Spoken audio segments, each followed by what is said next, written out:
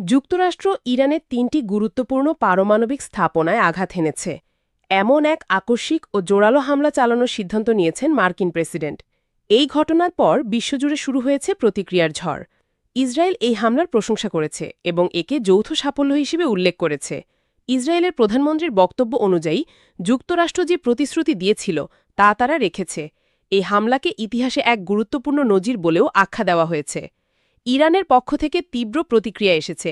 দেশটির পররাষ্ট্র মন্ত্রণালয়ের পক্ষ থেকে জানানো হয়েছে, এই হামলা আন্তর্জাতিক আইন এবং পারমাণবিক অস্ত্রবিস্তার রোধে গৃহীত চুক্তিগুলো সরাসরি লঙ্ঘন। বলা হয়েছে, যুগের পর যুগ ধরে যেসব স্থাপনা গড়ে তোলা হয়েছে সেগুলো ধ্বংস করার চেষ্টা এক ভয়ানক বিপর্যয় ডেকে আনবে। একই সঙ্গে হুঁশিয়ারি উচ্চারণ করে বলা হয়েছে, এই ঘটনার পরিণতি দীর্ঘ সময় ধরে বহন করতে হবে যুক্তরাষ্ট্রকে। এদিকে ল্যাটিন আমেরিকার অনেক দেশ এই হামলার কড়া সমালোচনা করেছে। কিউবা, চিলি, মেক্সিকো ও ভেনেজুয়েলার পক্ষ থেকে জানানো হয়েছে, এই হামলা আন্তর্জাতিক নীতিমালার বিরুদ্ধে গিয়ে মানবতার জন্য হুমকি তৈরি করেছে। কিউবার প্রেসিডেন্ট এক বিবৃতিতে বলেন, এটি জাতিসংঘ সনদের সরাসরি লঙ্ঘন এবং বিশ্বকে এক অনিশ্চয়তার মুখে ঠেলে দিয়েছে। চিলির প্রেসিডেন্টের বক্তব্য অনুযায়ী, ক্ষমতা থাকা মানেই তা অন্যায়ভাবে ব্যবহারের অধিকার পাওয়া যায় না। মেক্সিকোর পররাষ্ট্র মন্ত্রণালয় শান্তিপূর্ণ সংলাপ এবং উত্তেজনা প্রশমনের আহ্বান জানিয়েছে। তারা মনে করেন, শান্তি ও স্থিতিশীলতা বজায় রাখার জন্য আলোচনার মাধ্যমে সমাধান খোঁজা জরুরি। এই অঞ্চলের শান্তিপূর্ণ সহাবস্থানই এখন সময়ের দাবি।